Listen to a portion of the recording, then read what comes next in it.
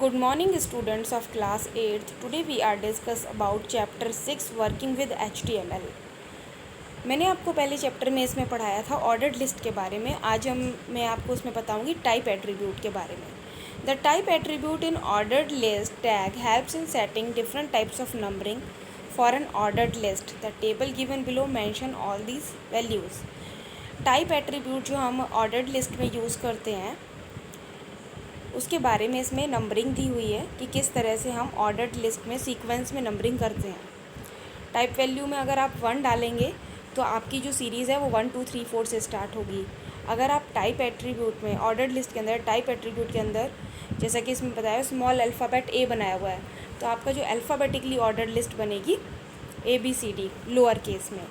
और अगर आप टाइप एट्रीब्यूट में कैपिटल ए बनाते हैं तो इसमें आपके alphabetically ordered list upper case में बनेगी, यानी कि ABCD जो है कि अपर केस में आपको दिखाई देंगे कैप्स में। अगर आप स्मॉल आई यूज़ करते हैं तो आपकी जो रोमन नंबर्स हैं फर्स्ट सेकंड थर्ड फोर्थ वो लोअर केस में आ जाएंगे ऑर्डर्ड लिस्ट में। और अगर आप कैपिटल आई यूज़ करेंगे तो आपके कैप्स में रोमन नंबर्स सीक्वेंस वाइज आ जाएंगे। तो ये हमारा था टाइप एट्रीब्यूट, कैसे हम ऑर्डर्ड लिस्ट के अंदर यूज़ करते हैं। Next we can discuss about code. HTML में कोडिंग इसकी किस तरह से की जाती है। अगर आपको कोई ऑर्डर्ड लिस्ट क्रिएट करनी है तो इसमें देखिए कोड दिया हुआ है HTML हेड टाइटल, और टाइटल को क्लोज़ किया हुआ है, फिर स्लैश हेड को क्लोज़ किया हुआ है, फिर बॉडी सेक्शन के अंदर इसने हेडिंग डाली है इनपुट डिवाइसेस, और ऑर्डर्ड लिस्ट OL टैग के साथ इसने टाइप एट्रीब्यूट यूज़ किया है और इसमें इसने जो है कि कैप्स में आई दिया है, यानी कि जो उसके बाद लिस्ट बनाई है कीबोर्ड माउस स्कैनर माइक्रोफोन ये, और लास्ट में इसने ऑर्डर लिस्ट को क्लोज़ किया है, बॉडी को क्लोज़ किया और /HTML को क्लोज़ किया है। तो इसमें जो आपका आउटपुट आ रहा है इसमें देखिए आपकी हेडिंग इनपुट डिवाइसेस आ रही है और सीक्वेंस वाइज आपके रोमन नंबर्स आ रहे हैं जो कि आपको कैप्स में दिखाई दे रहे हैं, क्योंकि आपने ऑर्डर टाइप में आई कैप्स में बनाया था। तो इस तरह से हम कोडिंग करते हैं ऑर्डर लिस्ट की। Next we can discuss about the image tag. The image img tag is used to insert an image in the web page. It is an empty tag, which means it has no closing tag. A path to the image, picture, illustration, chart or figure is specified inside the img tag. The image file formats that are compatible with the img tags are JPG, PMP, GIF and PNG. अब जो हम पढ़ेंगे वो image tag के बारे में पढ़ेंगे। Image tag हम यूज़ करते हैं जब भी हमें कोई भी इमेज इंसर्ट करनी होती है अपने वेब पेज में। ये एक तरह का एम्प्टी टैग होता है, इसका मतलब है कि इसका कोई भी क्लोजिंग टैग नहीं होता।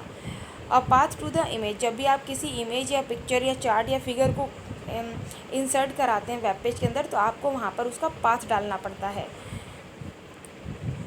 और ये पाथ हमारा IMG टैग के अंदर डाला जाता है। ये आपका JPG में भी हो सकती है, आपकी जो पिक्चर है इमेज है BMP में भी हो सकती है, GIF में भी हो सकती है, .PNG में भी हो सकती है। Next we can discuss about like many other HTML tags IMG tag also its own attribute. HTML tag में सब टैग की तरह ही जो IMG टैग है उसका भी अपने एट्रीब्यूट्स होते हैं। Then we will discuss them one by one, हम उसको डिस्कस करेंगे जो एट्रीब्यूट्स हम IMG टैग के साथ यूज़ करते हैं। तो फर्स्ट वन इसमें दिया हुआ है SRC attribute. SRC stands for source. This attribute specifies the path of an image. इसका मतलब होता है ये स्पेसिफाई करता है पाथ को इमेज के।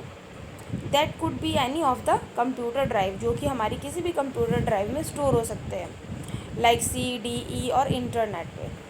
If you are not fetching images from the internet, it would be good idea to store all your images in the same folder where your web pages are stored.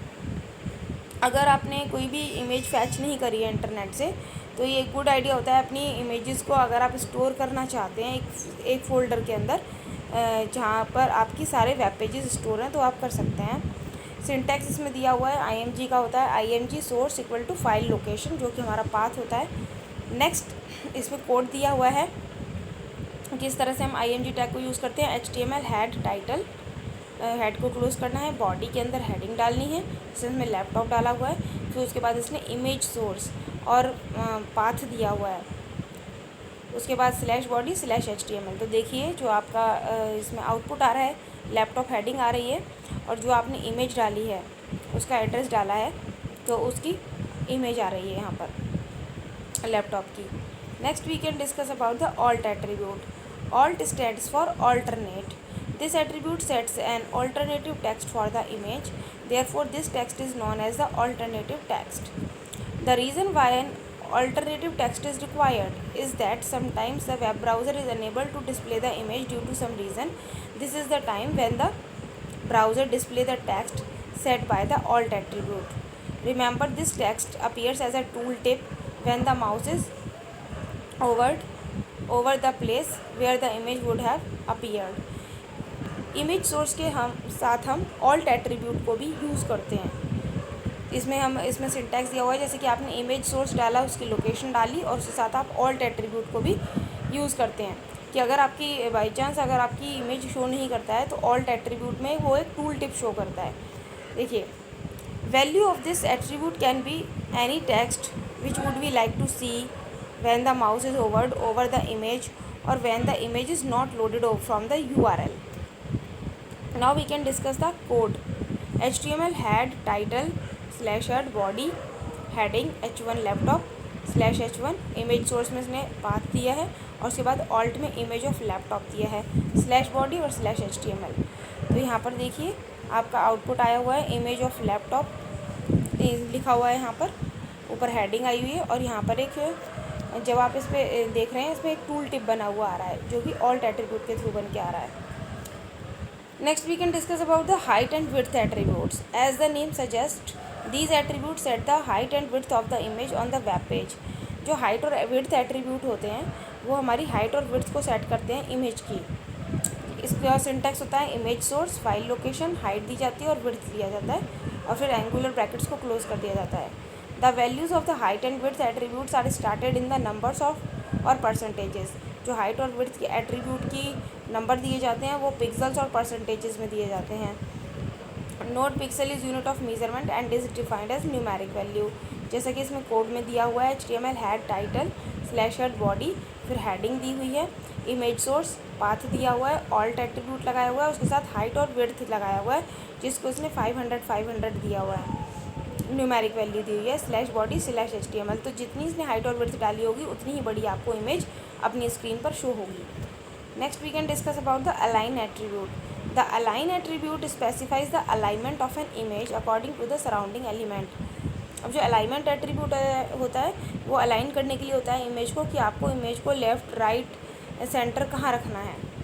तो इसका syntax दिया हुआ है image source equal to file location और align. The value of align attribute could be top, left, right, centre और bottom. आप अपनी image का अलाइन करना चाहते हैं तो आप उसे टॉप, लेफ़्ट, राइट, सेंटर या बॉटम कहीं पर भी अलाइन कर सकते हैं। जहाँ भी अलाइन करेंगे वहीं पर आपको आपकी इमेज शो होगी। तो बच्चों आज के लिए बस इतना ही।